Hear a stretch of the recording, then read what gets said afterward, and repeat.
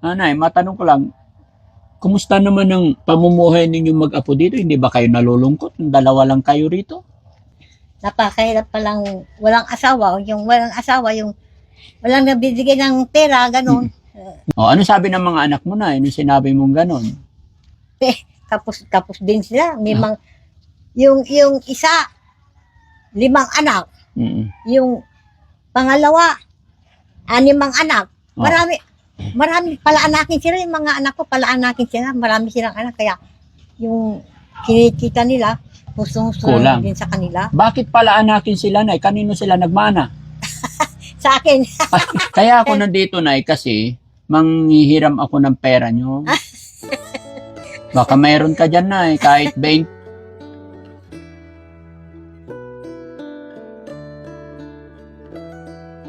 mga anak, lalo na palapit na ang Pasko, sana naman maalala nyo ako rin kasi malapit ng Pasko. Talagang sana mga anak magpunta kayo dito para naman masaya rin ako.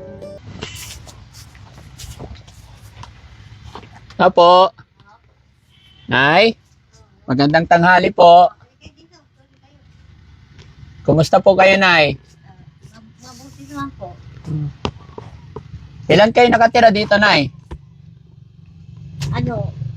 Yung mama nito, tsaka yung akin ko, dalawa kami, tsaka dalawang apo ko. Pwede ba ako pumasok, Nay? May pagkwentuhan lang? Halika dito, Okay. kasi mainit yan. Ito kayo.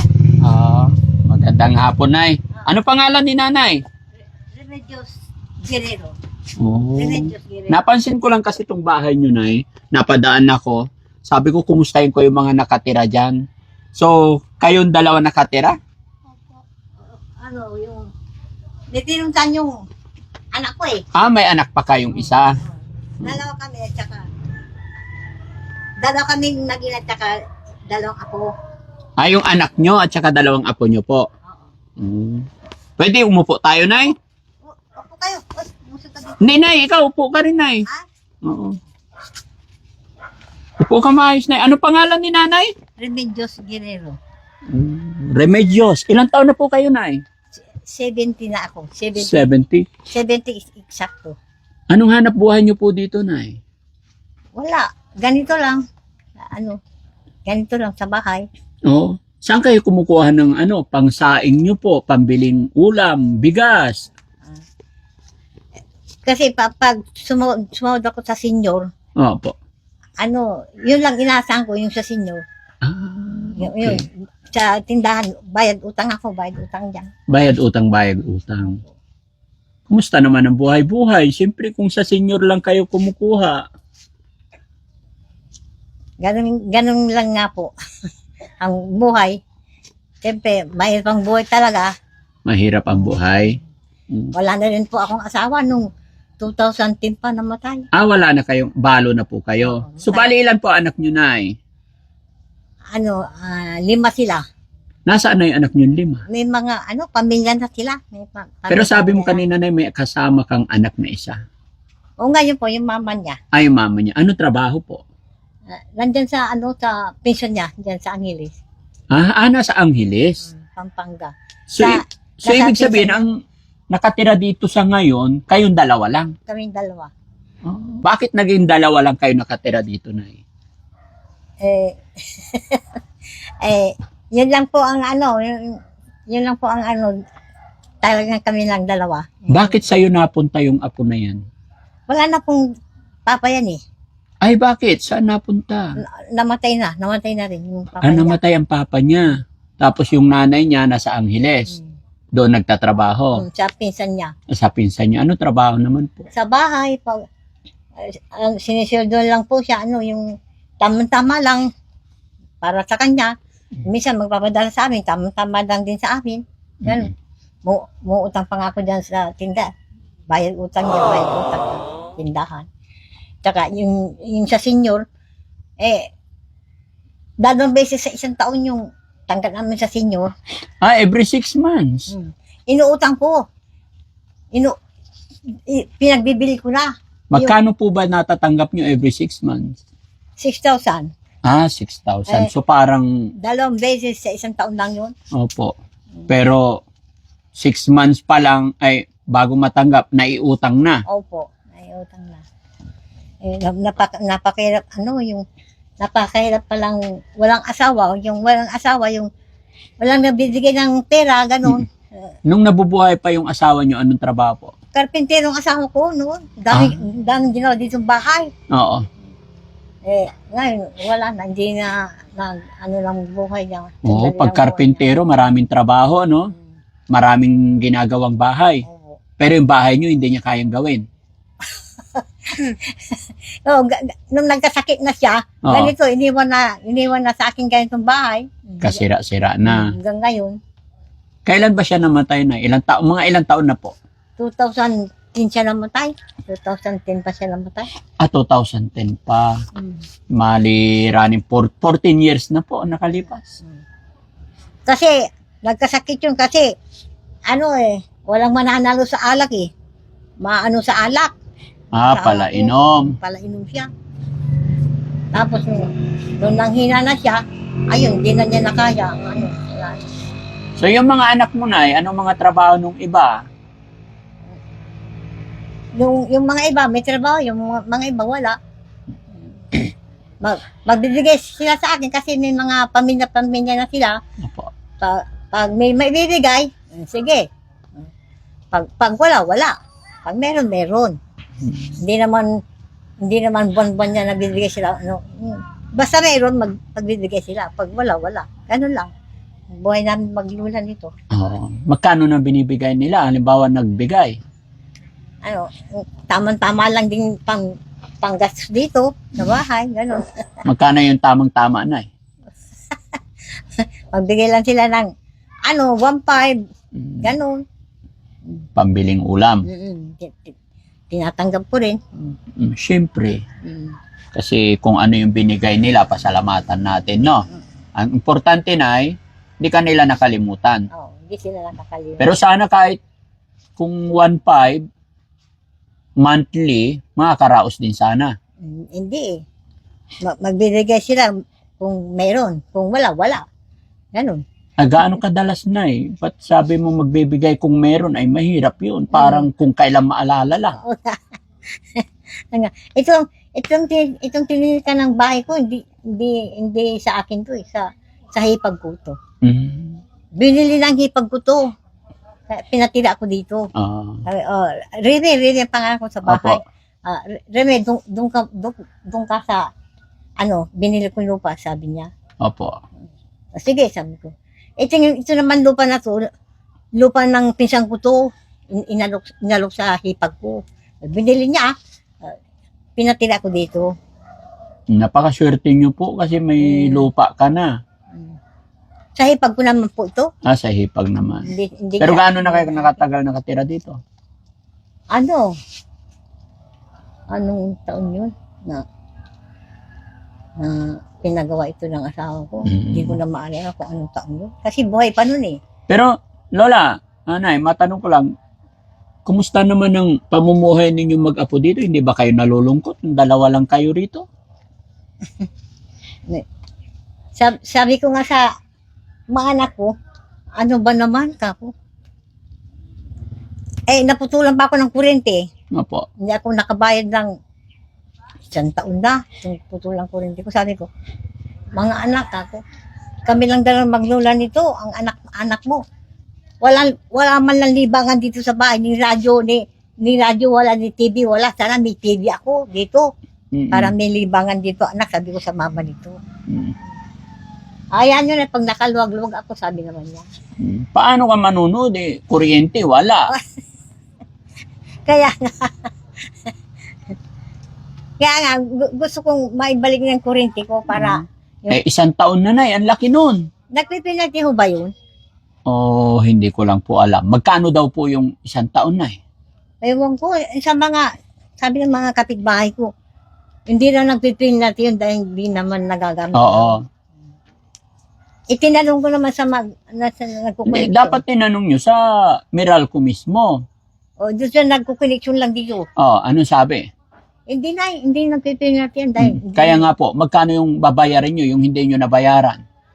Ano, 3.5 lang po di. Yung isang taon, 3.5? Hindi, isang taon na itong ano. Isang taon ng putol. Putol. Bali, pinutulan kayo noon dahil may utang kayong 3.5. Oo, 3.5. Okay. Pag nakautang ka pala na 1 buwan or 2 buwan, putol na agad. Putol na. Hindi naman kinuha yung metro nyo. Hindi, ay kukunin nila. Binili ko yan sa kanila. Hindi Ay, pwede ganun. nilang kunin yan. Binili ko sa kanila yan eh. Diyan sa simple ko, kukunin nila yan. Ay, hindi naman tama yun. Hindi pwede. Hindi Ganun pwede. pala yun. Kasi may na mga nababalitaan ng misa po yung Kinukuha. Kinukuha nila yung ano, puntador. Oo. Kinukuha nila yung puntador. Pag hindi ka nakabayad ng ano.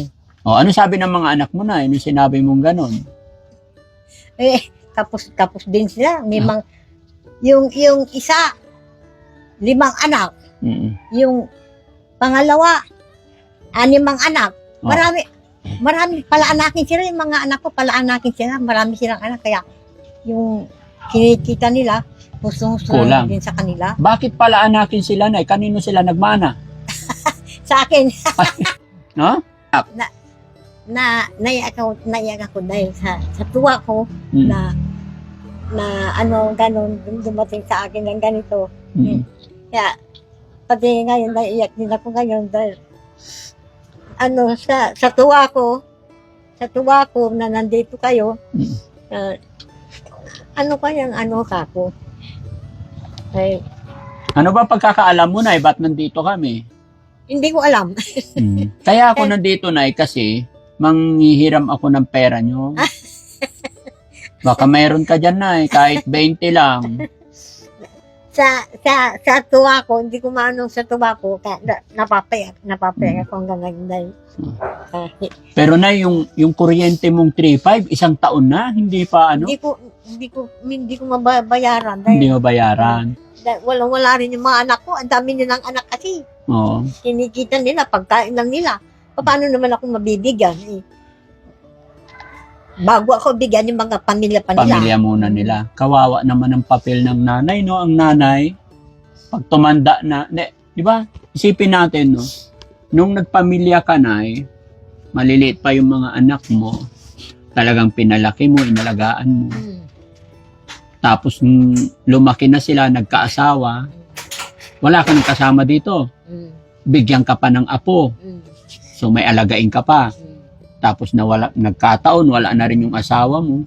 Gaano ba kahirap yung ganun? Anong nararamdaman ng isang nanay na may mga anak, pero hindi, siyempre sa hirap, hindi ko naman sinisisi yung mga anak mo na Siyempre sa hirap ng buhay, gaya ng sinabi mo, siyempre unahin din nila yung anak nila. Bago. Di ba? Bago siyempre yung nanay. Pero hindi ba dapat, kahit sabihin natin may pamilya na kasi mag-isa ka na i-share man lang kahit sa magkakapatid na yun itagpa 500 a month, no? Oo nga ako, sana. Sana. Wala eh. Inuuna muna nilang pamilya nila. Yes, kailangan yun talaga na unahin ng pamilya. Pero syempre, nanay din alangan ang pabayaan natin. What if? Ano kaya, nay, kung i-share natin siya ng tagpa 500, no? Anong nararamdaman ni nanay na ganun? Syempre, wala kang pera lagi. Ilang yung apo ko dito yung pinalaki ko? Yun. 2, tsaka ito, pangatlo. Pinalaki ko yung mga yan. Yung mga nanay nila, sa mag-asawa, hindi na rin siya nag-aaway. Nag-aaway, gano'n.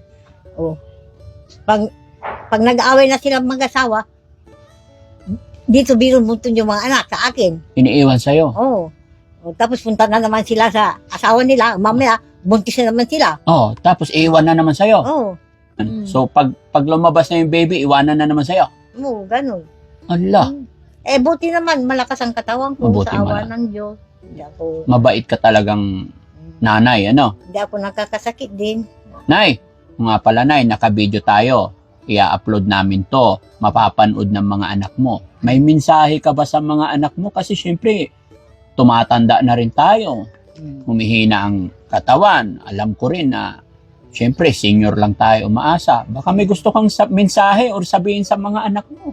Lalo na magki-Christmas. Alam na nila yun. Hindi na, maganda yung maririnig nila, syempre. Iba yung narinig nila galing sa'yo. Ngayon lang, magsasabi ako sa kanila, Sige po, Nay. mga anak, lalo na palapit na ang Pasko, sana naman, maalala nyo ako rin. Kasi, malapit ng Pasko, talagang, sana mga anak, magpunta kayo dito para naman masaya rin ako, mga anak. Kahit na pamasahe nyo lang, basta magkikita-kita tayo dito sa bahay.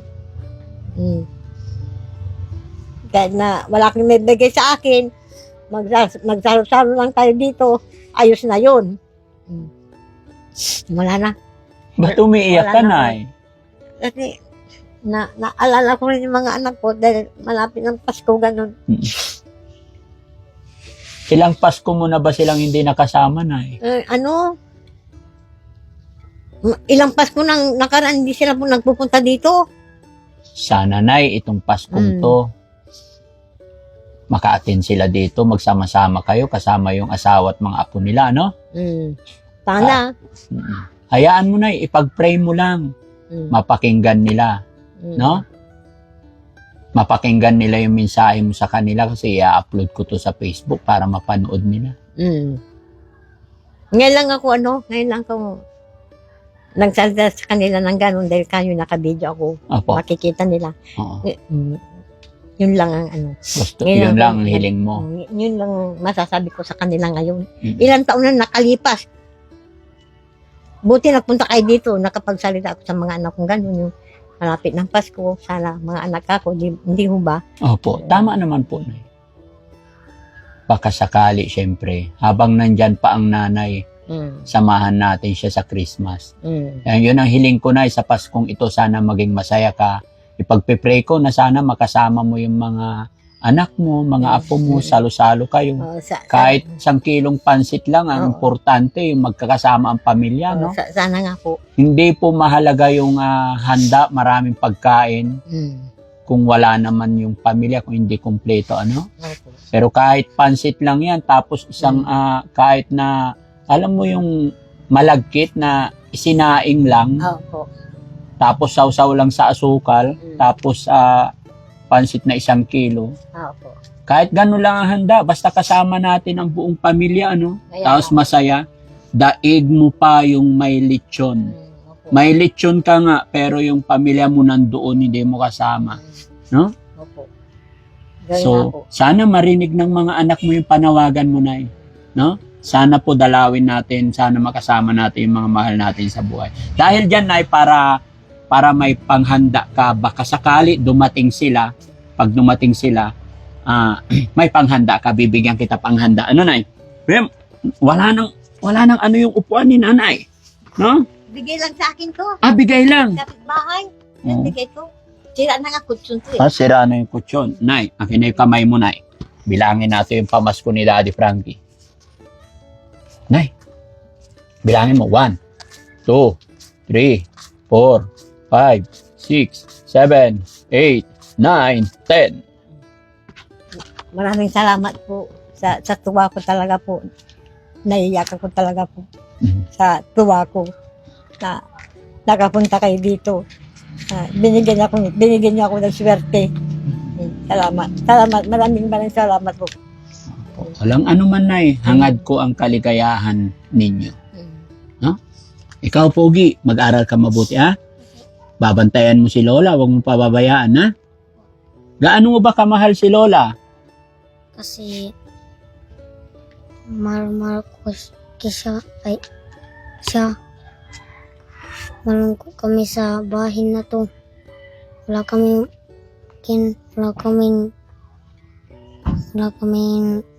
kanin, walang ulam.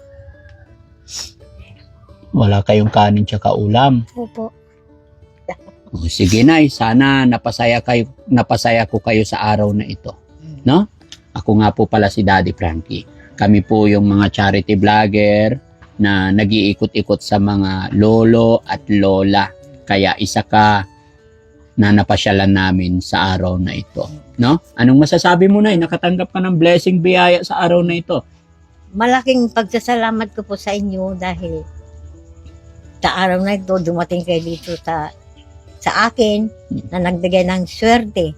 Opo. Maraming salamat talaga.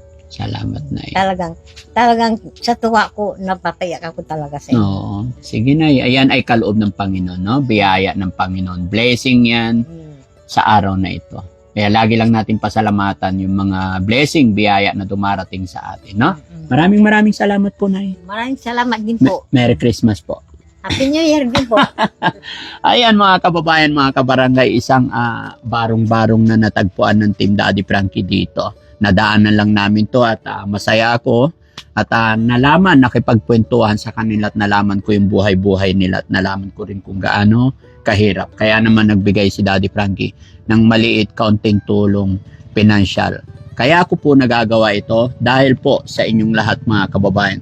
Dahil sa inyong walang sawang suporta kay Daddy Frankie. Kaya mga kababayan, kung napapanood nyo ang video ito, ay maglalambing po ako sa inyo na i-share nyo po ang video ito at mag-heart nang sa ganon ay mas marami pa tayong matutulungan. At magpapaalala rin ako mga kababayan, baka may mga hindi pa subscribe sa aking YouTube channel, subscribe po natin para mas ma-update kayo parati sa mga videos na i-upload pa natin. So maraming salamat po. Merry Christmas po sa inyong lahat. At syempre, bago matapos ang video ito, shoutout ko yung mga kababayan nating OFW. Ayan, mga kababayan natin nasa ibang bansa. Maraming salamat sa walang sawang pagsuporta nyo sa akin. At syempre, sa Team Rise Above, headed by Tita Hanes. Maraming salamat po. God bless po. Daddy Frankie po, anak ng Pangasinan, from Pangasinan. I love you all and God bless.